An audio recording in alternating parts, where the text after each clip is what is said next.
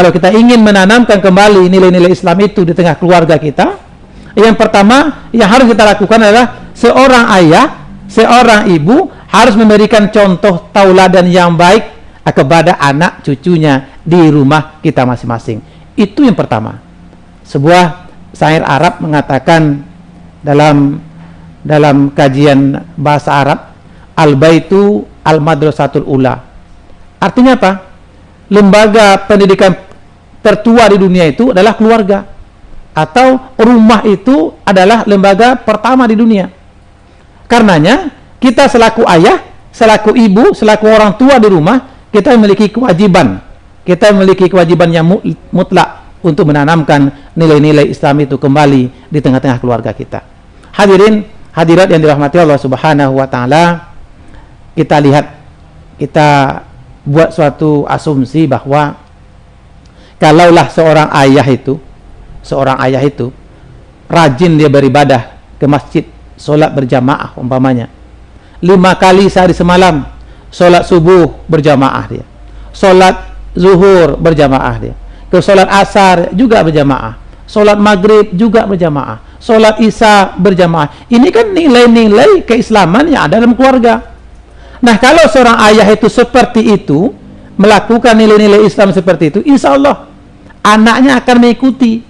Nah, anaknya akan mengikuti, walaupun nanti tidak 5 kali sehari semalam ke masjid berjamaah, tetapi juga minimal 2 dia pergi itu. Maghrib jamaah pergi itu, isya pergi dia. Ini adalah kita selaku ayah, kita memberikan contoh, memberikan tauladan yang baik, tauladan yang sempurna kepada anak cucu keponakan kita atau anggota keluarga kita di rumah. Secara otomatis nilai-nilai Islam itu akan bangkit, akan timbul kembali di dalam keluarga kita. Ini adalah tauladan contoh. Sebagai orang tua, kita harus memberikan contoh-contoh yang terbaik kepada anak cucu keponakan kita, termasuk anggota keluarga kita di rumah kita masing-masing. Kemudian jangan dibalik. Kadang-kadang di dalam masyarakat ini, di tengah keluarga kita ini, ada yang terbalik. Contoh, ada seorang ayah yang sedang bermain di sebuah kedai. Di sebuah kedai itu dia ada berjumlah berempat, ada batu-batu di depannya. Kemudian setelah mulai bermain batu tersebut, teringat dia, oh iya, rokok saya tinggal di rumah.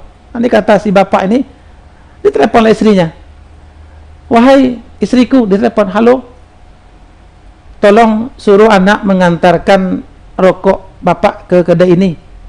Hadirin kaum muslimin, kaum muslimat dirahmati Allah Subhanahu wa taala, seorang ayah ketika itu dia menanamkan nilai-nilai yang tidak islami kepada anaknya.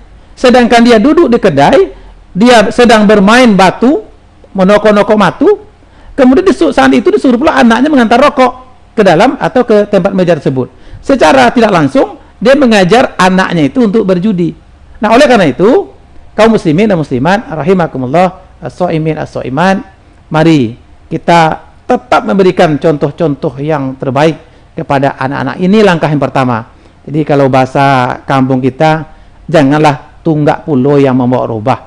Nah, ini pepatah-pepatah orang tua kita nih, jangan sampai pula tunggak itu yang membawa rubah. Kita ingin anak kita memiliki nilai Islam, tetapi kita sendiri tidak melaksanakan. Ada juga pepatah mengatakan, kalau ingin keturunan yang soleh, tetap haruslah ayah ibunya soleh terlebih dahulu. Ini penting kita tanamkan pada diri kita masing-masing, agar kita menilai dan akan mencapai nilai-nilai Islam di tengah-tengah keluarga kita. Hadirin hadirat dirahmati Allah Subhanahu wa taala, ini yang pertama. Jadi kalau kita ingin menanamkan kembali nilai-nilai Islam itu, yang pertama, kitalah selaku orang tua, selaku istri kita di rumah, kita berikanlah tauladan yang sangat baik, tauladan yang sempurna kepada anak dan cucu kita ataupun anggota keluarga.